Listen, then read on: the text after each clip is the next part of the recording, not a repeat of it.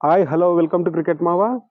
హైదరాబాద్ పిచ్ని తయారు చేసిన పిచ్ రూపరేటర్ ఎవరో కానీ అతనికి మంచి హైవే కాంట్రాక్ట్స్ అయితే ఇవ్వచ్చు అని చెప్పొచ్చు. నిజంగా ఇది ఆడుతుంది క్రికెట్ పిచ్ మీదనా లేకపోతే మంచి హైవే రోడ్డు మీదనా అన్నట్టుగా ఆ, ఆడిండ్రు. ఆ, ఏంది స్వామి ఆ కొట్టడం ఏంది, సిక్సర్లు ఏంది, వామ్మో వామ్మో వామ్మో, రికార్డులు మొత్తం కూడా బద్దలైపోయినాయి ఒక రకంగా.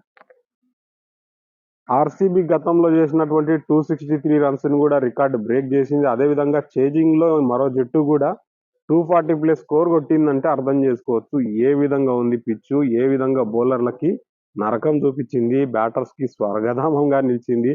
అమ్మో, ఇలాంటి పిచ్ ఐపీఎల్ లో ప్రతి మ్యాచ్ లో కనుక చూసామంటే ఎన్నో రికార్డులు బద్దలు చేయొచ్చు. అయినా పిచ్ ఎంత బాగున్నప్పటికీ ఎస్ఆర్హెచ్ బ్యాటింగ్ ని మెచ్చుకోవాలి. ముఖ్యంగా యంగ్ కుర్రాడైనటువంటి అభిషేక్ శర్మ ఏం కొట్టడం స్వామి, అమ్మా అమ్మా అమ్మా అమ్మా అమ్మా. మామూలు కొట్టడం కాదు. ఒక విధంగా ఒకవైపు హెడ్ ఎప్పుడైతే ప్రారంభించాడో, మయాంక్ అగర్వాల్ కాస్త తొందరగా అవుట్ అయినప్పటికీ హెడ్ తను కొట్టడం ప్రారంభించి వీర బాదుడు బాధ్యాడు ఫస్ట్ మ్యాచ్ లో ఎందుకు పక్కకు పెట్టారా అన్నంత విధంగా కొట్టేశాడు. ఆ కొట్టడం తర్వాత అభిషేక్ శర్మ కొడుతుంటే అసలు ఆ 17-18 ఇయర్స్ కుర్రాడు కొడుతున్నాడా లేదంటే ఫుల్లీ ఎక్స్పర్ట్ అయినటువంటి బ్యాటర్ కొడుతున్నాడా అన్నట్టుగా కొట్టాడు. తన కొట్టుడికి ఒక స్థలం. వీళ్ళిద్దరు కొట్టారు, మంచి స్కోర్ పోయింది. ప్రతి ఓవర్లో ఇంచుమించు 15+ రన్ రేట్ తో స్కోర్ పోయింది. ఓకే అనుకున్నాం. క్లాస్ అని వచ్చిన తర్వాత మహా అంటే క్లాస్ అని ఒక 40-50 రన్స్ కొడతాడు అనుకుంటే మనోడు 80+ స్కోర్ కొట్టి కూర్చున్నాడు 34 బాల్స్ లో. 7 సిక్సర్స్ కొట్టాడు ఏకంగా. ముంబై ఇండియన్స్ ఛేదించడానికి అతి కష్టమైన టార్గెట్ ని పెట్టారు, మామూలుగా కాదు. వీర బాదుడు బాధేశారని చెప్పొచ్చు ఎస్ఆర్హెచ్. అసలు వీర లెవెలింగ్ ఆ బ్యాటింగ్. ఇదే బ్యాటింగ్ కనుక కన్సిస్టెంట్ గా ప్రతి మ్యాచ్ లో కనుక వీళ్ళ నుంచి వచ్చింది అంటే ఈసారి ఎస్ఆర్హెచ్ కప్ కొట్టడంలో ముందుంటుందని అయితే నిర్భయంగా చెప్పొచ్చు. వావ్ వావ్ వావ్ వావ్, ఏం కొట్టడం సార్. ఆ కొట్టడానికి ఒక సలాం నిజంగా. ఇంత కొడుతున్నా మిగతా బౌలర్స్ అందరినీ కొడుతున్నా మఫాకా లాంటి జూనియర్ బౌలర్స్ ని last actually south Africa under-19 టీంలో అతను బెస్ట్ బౌలర్ గా ఉన్నాడు వరల్డ్ కప్ లో, మొన్న జరిగిన వరల్డ్ కప్ లో. ఆ కుర్రాన్ని తీసుకొచ్చి ఎక్స్పీరియన్స్ కోసమైనా మరి ఏ విధంగా ఎక్స్పీరియన్స్ చేశాడు అనేది చూడాలి. బాగానే ఇచ్చాడు, 63 రన్స్ దాకా ఇచ్చాడంటే మామూలుగా కాదు. తగ్గొట్టేశారు అతన్ని కూడా, ఆ బౌలర్ని, చిన్న పౌరాన్ని. హార్దిక్ పాండ్యా నిర్ణయాలు అనేటివి కొంచెం ఎఫెక్ట్ చూపించాయి. తను బ్యాటింగ్ ఎప్పుడైతే ఫీల్డింగ్ తీసుకున్నాడో టాస్ గెలిచిన తర్వాత, ఆ ఫీల్డింగ్ తీసుకున్న క్రమంలో బుమ్రా లాంటి సీనియర్ బౌలర్స్ ఒకవైపు ఎండ్ లో కొడుతూ ఉంటే, బుమ్రా లాంటి సీనియర్స్, అదేవిధంగా తను ఏ కండిషన్స్ లో అయినా బౌలింగ్ చేయాల్సిన బుమ్రా లాంటి బౌలర్ ఉన్నప్పుడు తను బౌలింగ్ చేయకుండా ఉండాల్సింది. తను బౌలింగ్ చేసినా కానీ బుమ్రాకి మొదట్లోనే కాస్త ఒక ఓవర్ ఇంకా ఎక్స్ట్రా ఇచ్చింటే బాగుండేది. బట్ ఇక చివరిలో అది కవర్ అయింది అనుకో. బుమ్రా ఇలాంటి పిచ్ మీద కూడా బుమ్రా కేవలం 9 రన్ రేట్ తోనే, తను ఎకరామీ రేట్ తోనే ఇచ్చాడు బౌలింగ్ అంటే నిజంగా బుమ్రా బ్రిలియన్స్ మెచ్చుకోవచ్చు.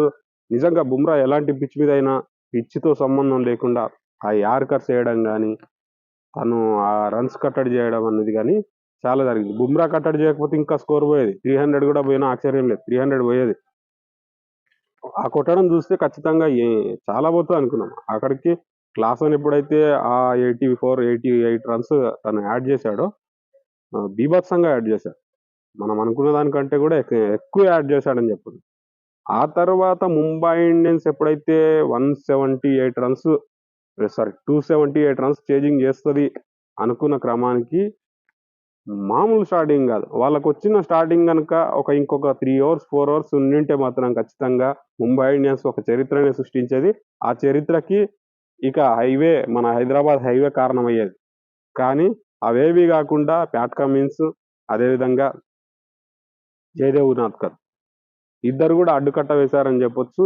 ఇక్కడ బుమ్రా ఎలా అయితే బౌలింగ్ చేశాడో అలాగా ప్యాట్ కమిన్స్, జయదేవ్ ఉనాద్కర్ ఇద్దరు కూడా మంచి బౌలింగ్ చేశారు. జయదేవ్ మొదట్లో కాస్త పరుగులు ఇచ్చినా చివరి 2 ఓవర్స్ మాత్రం తను అద్భుతంగా వేశాడు. తన ఆ 2 ఓవర్సే హైదరాబాద్ ని ఒక విధంగా ఒక వేరే లెవెల్ కి తీసుకొచ్చిందని చెప్పొచ్చు ఈ మ్యాచ్ లో. లేదంటే ఖచ్చితంగా ముంబై గెలిచేది.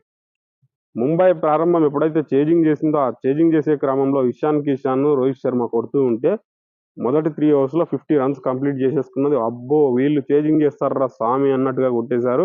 హైదరాబాద్ మీద ఒక రికార్డ్ వచ్చేస్తుంది అనుకున్నాం గానీ, ఆ తర్వాత ఎప్పుడైతే ప్యాట్ కమిన్స్ రోహిత్ శర్మని ఔట్ చేశాడో, అటు నుంచి కొద్దిగా మారుతూ వచ్చింది. ఆ తర్వాత మళ్ళీ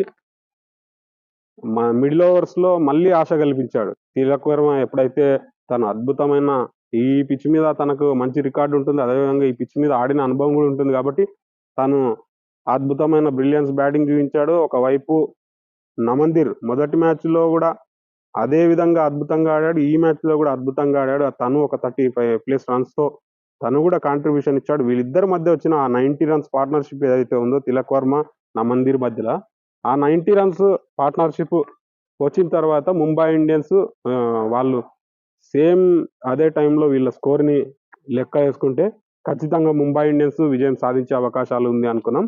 ఆ మధ్యలో ఏదైతే హార్దిక్ పాండ్యా కాస్త స్లో ఆడడం, వికెట్స్ పడుతూ ఉండడం, టీమ్ డేవిడ్ కూడా అనుకున్న స్థాయిగా బిగ్ హిట్టింగ్ చేయకపోవడం అనేది జరిగింది కాబట్టి మ్యాచ్ హైదరాబాద్ గెలిచింది. ఆ మధ్యలో ఒక ఓవర్‌లో భువనేశ్వర్ కుమార్ ఇలాంటి పిచ్ మీద కేవలం 4 అంటే కేవలం 4 పరుగులిచ్చి ఓవర్‌ని కంప్లీట్ చేశాడంటే నిజంగా ఎక్స్‌పీరియన్స్ అనేది ఎప్పటికైనా యూజ్ అవుతుంది.